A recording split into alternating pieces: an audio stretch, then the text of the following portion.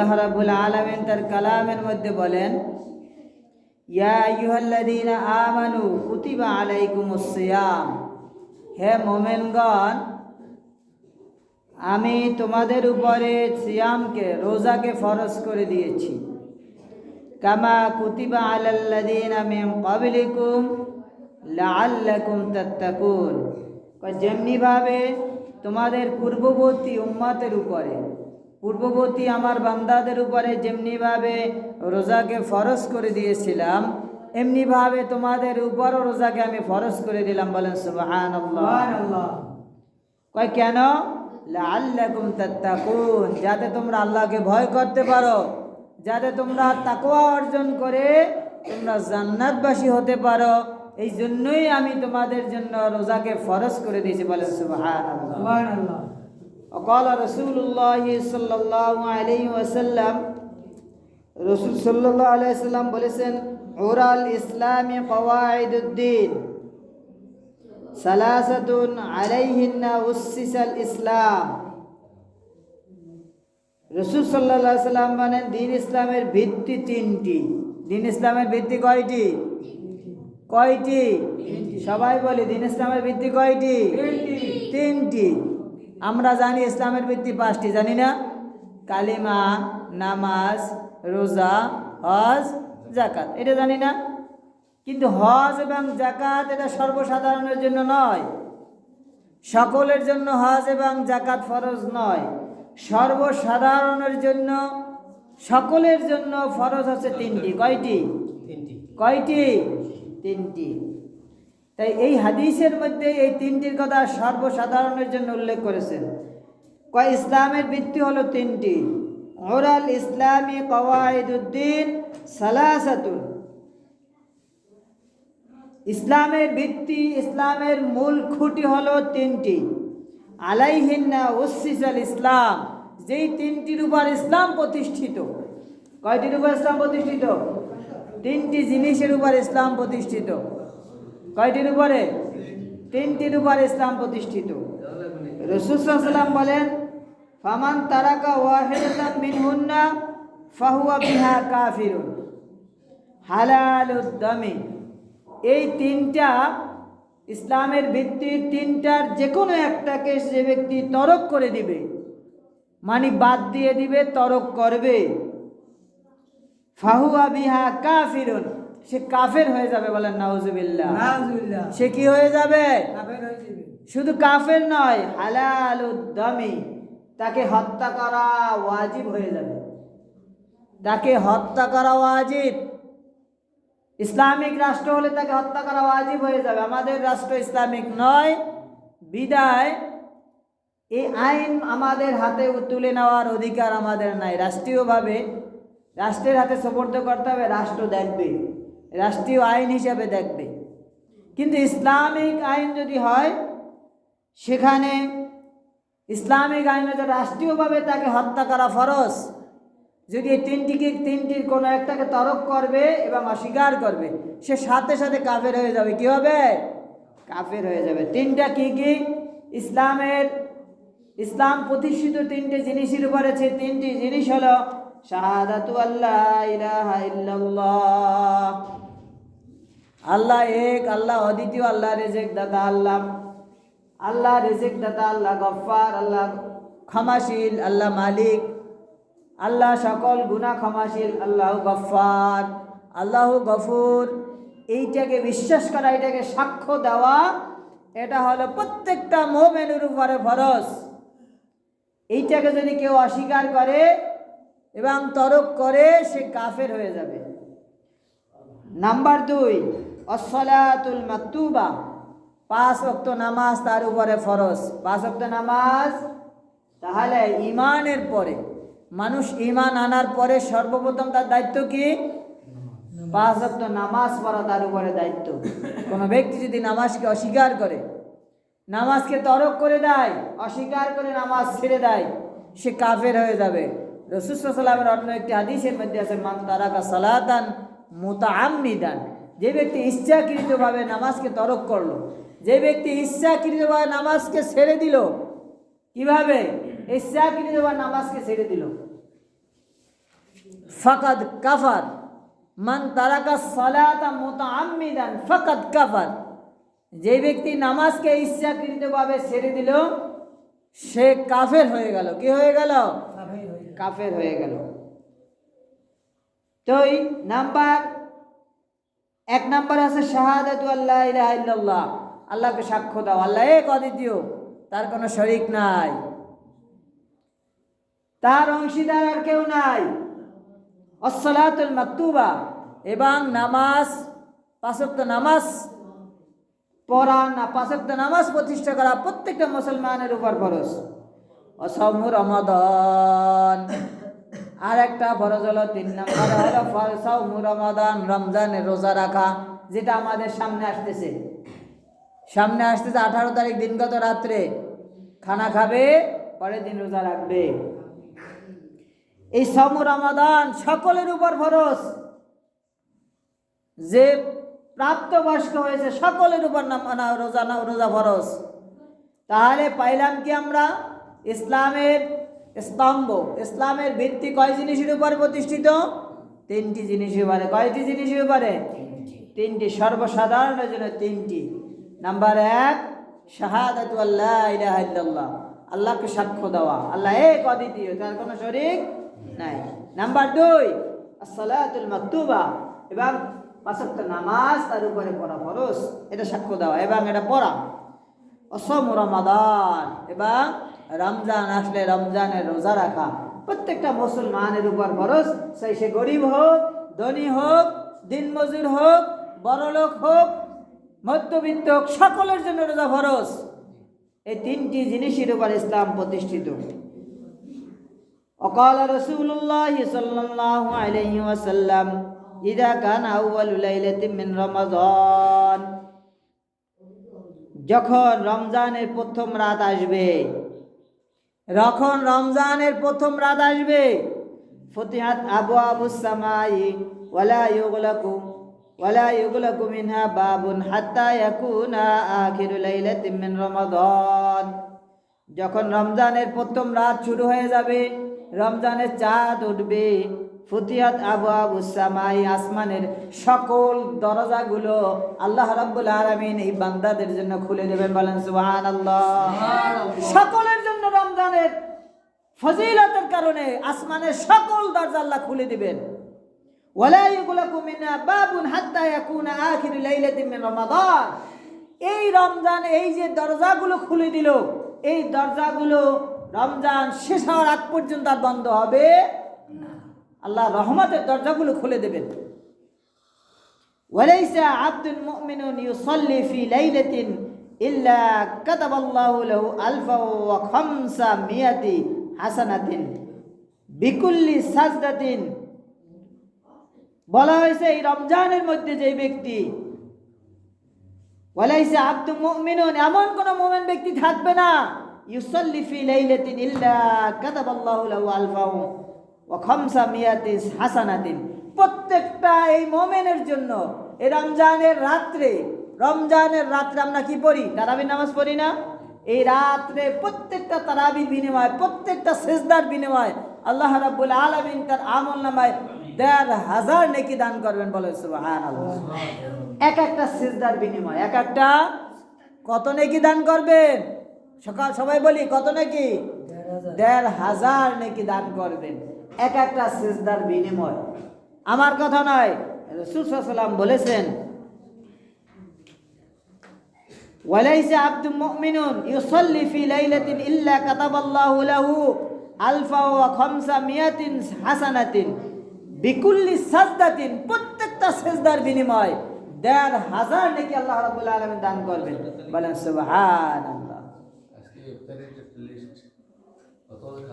ওয়াবানাল্লাহু ওয়া বানা লাহু বাইতাম ফিল জান্নাতি মিয়াকুতিন হামরা আলাহু, শুধু সিজদার জন্য এই ১,৫০০ নেকির জন্য সীমাবদ্ধ নয়।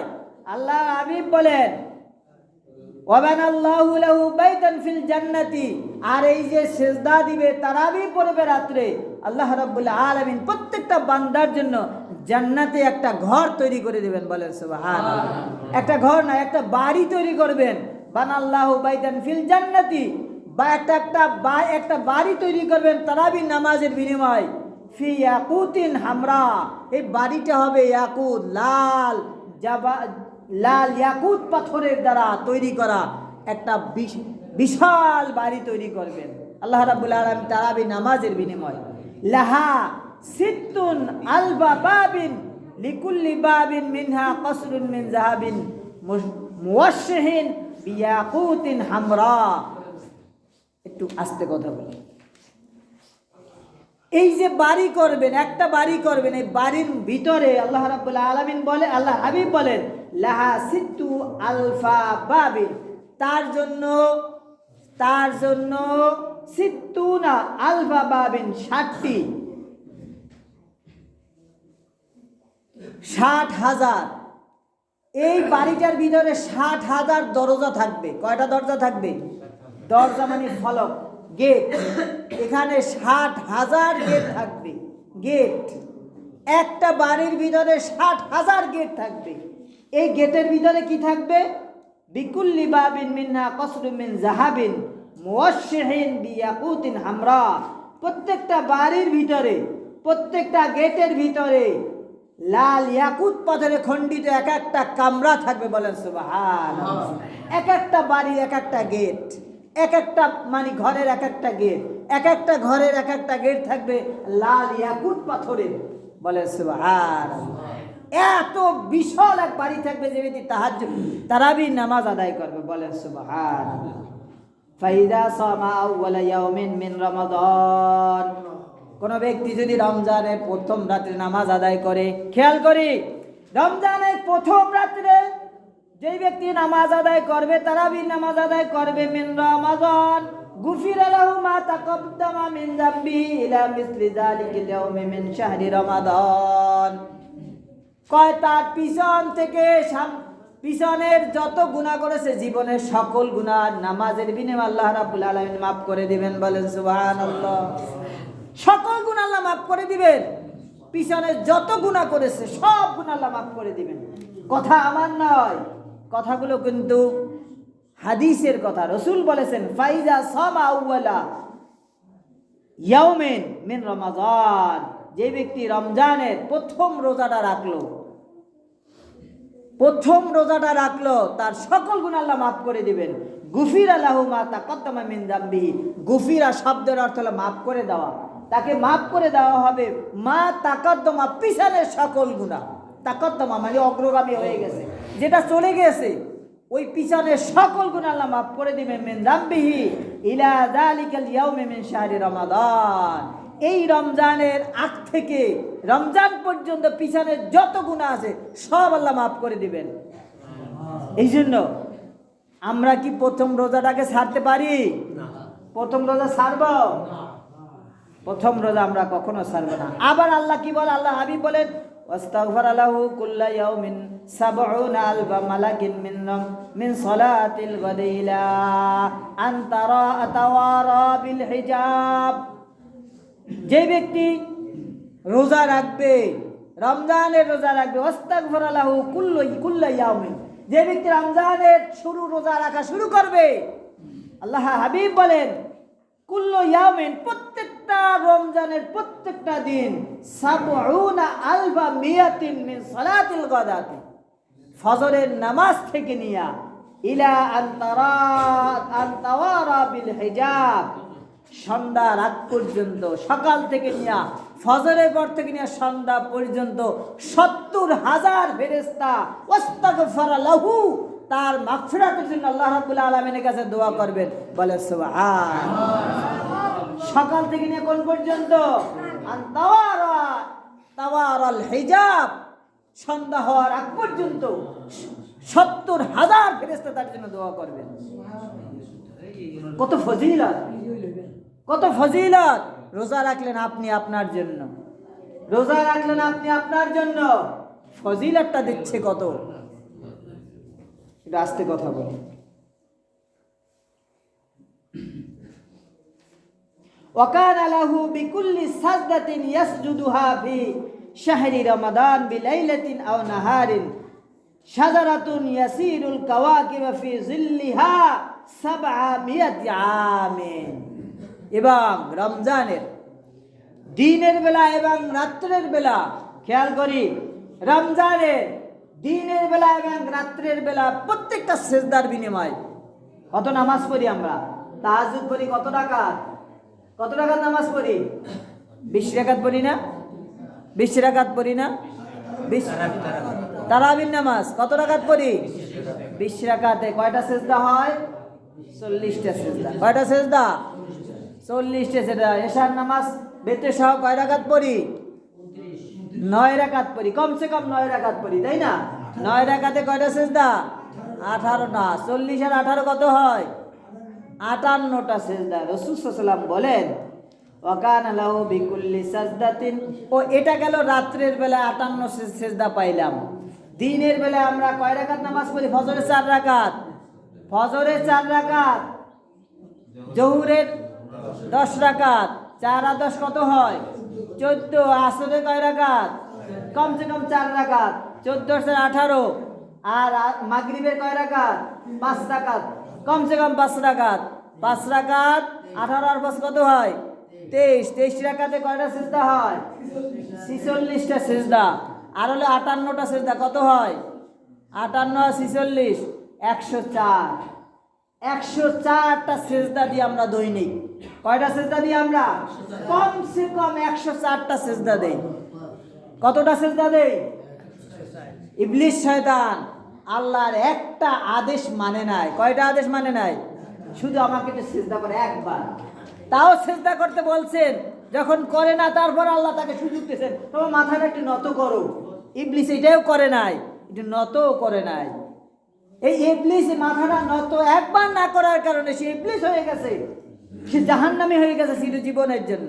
আর আমরা আমাদেরকে আল্লাহ আদেশ করেছেন 104টা সেজদা দেওয়ার জন্য। কয়টা সেজদা দেওয়ার জন্য? 104টা রমজানে। অন্য সময় তো আমরা 46টা সেজদা দিতে বলছে, তাই না? তো এই সেজদাগুলো আমরা যে দেই এর বিনিময়ে কি? সেজদা দিলে কি লাভ? খেয়াল করি।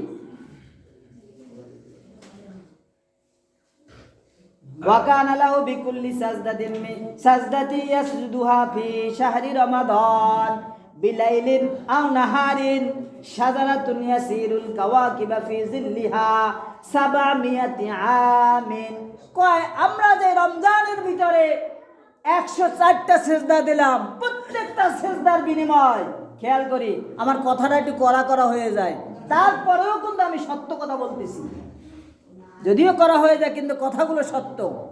রাসূল সাল্লাল্লাহু আলাইহি ওয়াসাল্লাম বলেন ওয়াকানা লাহু বিকুল্লি সাজদাতিন, প্রত্যেকটা সেজদার বিনিময়ে 104টা সেজদার বিনিময় আল্লাহ রাব্বুল আলামিন তার জন্য জান্নাতের ভিতরে এমন একটা এত বড় গাছ তৈরি করবেন, ফলের গাছ তৈরি করবেন, যেই ফলের গাছটা, গাছের ছায়া যত দূর যাবে ওই ছায়াটাকে অতিক্রম করতে হলে 700 বছর পর্যন্ত একটা ঘোড়া দৌড়াইয়া ওই গাছের ছায়া শেষ করতে পারবে না। বলেন সুবহানাল্লাহ।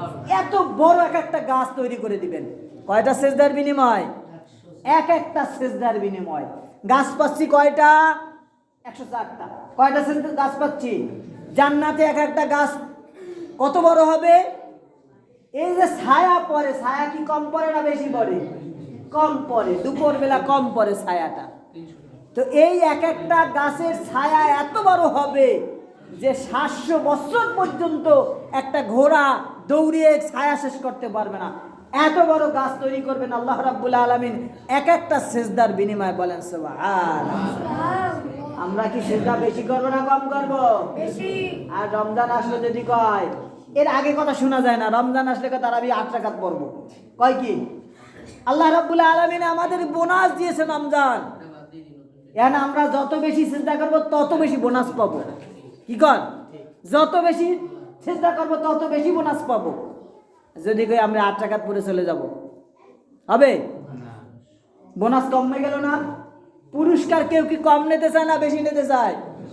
তাহলে আমরা তো পুরস্কার চাই না। এর মতন বোকা, এর মতন আহাম্মক পৃথিবীতে আছে যে পুরস্কার বেশি নিতে চায় না। এই জন্য আমরা 20 রাকাতের হাদিস তো রয়েছে, 20 রাকাতের হাদিস তো আছে, আমরা 20 রাকাত পড়ব।